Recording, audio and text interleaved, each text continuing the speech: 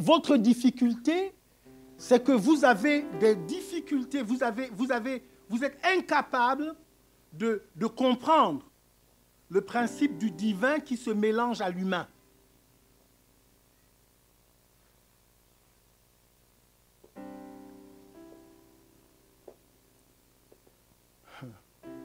Lorsqu'Abraham rencontre Melchisédek, Melchisédek était un homme de la même nature qu'Abraham. D'ailleurs, il avait 2 manteaux. Il était sacrificateur de l'Éternel et en même temps, il était roi de Salem. Salem plus tard donne Jérusalem. Salem était une ville à Canaan. Donc une ville peuplée de païens. Et Melchisédek régnait sur ces païens. Mais en même temps, il était serviteur de Dieu. Un homme. Abraham parlait avec Dieu. Mais ce n'était pas suffisant. Il a fallu qu'il parle avec Melchisédek. Quand il a rencontré Melchisédek, Abraham a payé la dîme de tout ce qu'il avait à Melchisédek. On en parlera peut-être plus tard. Mais Melchisédek a donné à Abraham du pain et du vin. Plus tard d'ailleurs, Jésus, dans le cadre de l'Alliance, va donner à ses disciples le pain et le vin. En expliquant que ce partage est un partage d'alliance. Hébreux 5. Je veux qu'on me donne Hébreux 5.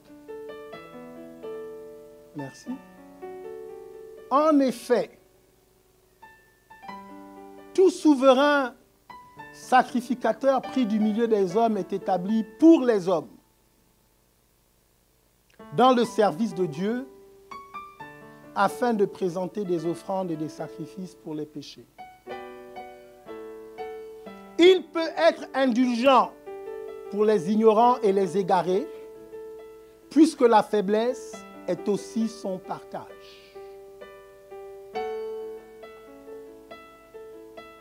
Est-ce que vous me suivez? Votre problème, c'est parce que quand vous regardez à l'homme de Dieu et que vous réalisez qu'il est comme vous, vous perdez la foi.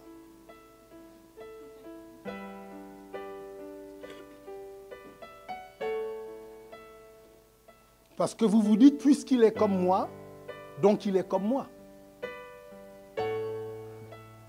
Mais Hébreu nous dit que ce n'est pas le cas.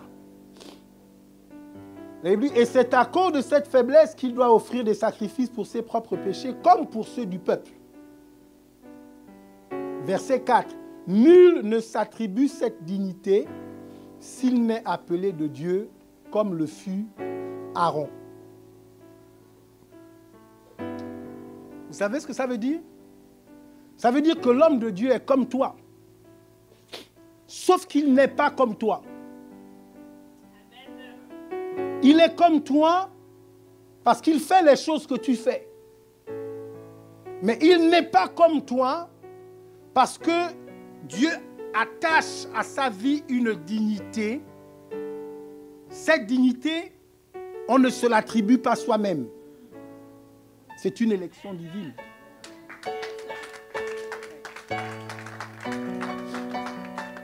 Je dis, vous avez des difficultés.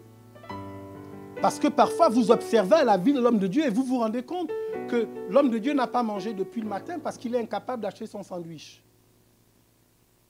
Et vous vous dites, puisqu'il n'est pas capable d'acheter son sandwich, sa prière ne peut pas m'enrichir.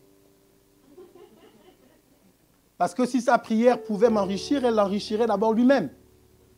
Et ce n'est pas vrai. L'apôtre Paul a passé la majeure partie de son ministère en prison. Mais pendant qu'il était dans les chaînes, il a libéré les captifs. Il les a libérés en son temps et il les a libérés dans les temps à venir. L'apôtre Paul se définit lui-même en disant que parfois, dans le manquement, Mais il insiste pour dire qu'il a enrichi plusieurs. Quand Samuel vient à la rencontre de Saül, Samuel est prophète. Sauf que à l'intérieur de sa corne se trouve la royauté.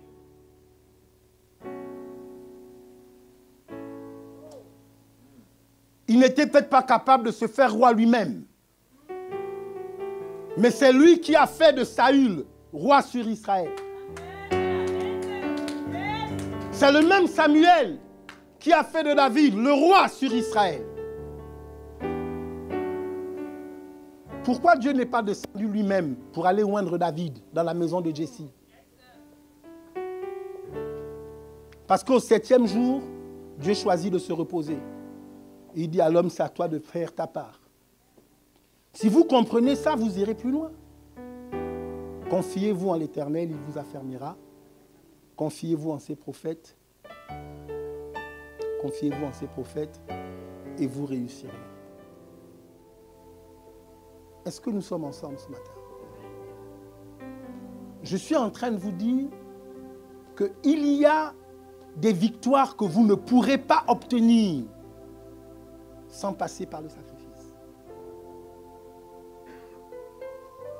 Et que le sacrifice, c'est l'expression de votre foi. Tu dis que tu as la foi. Montre par le sacrifice.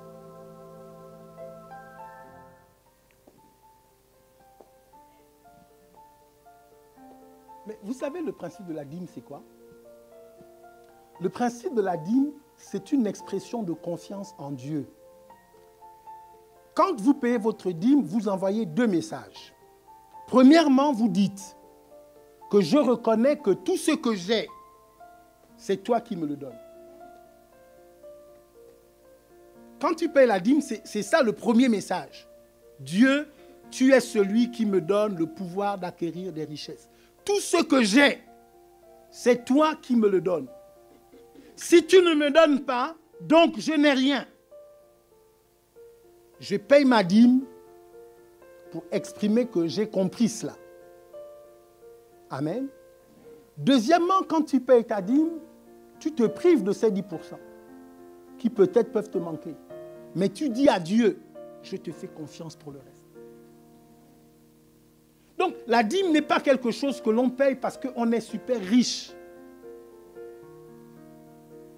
Si tu es super riche, tu as intérêt à payer ta dîme pour que la puissance de préservation agisse en ta faveur.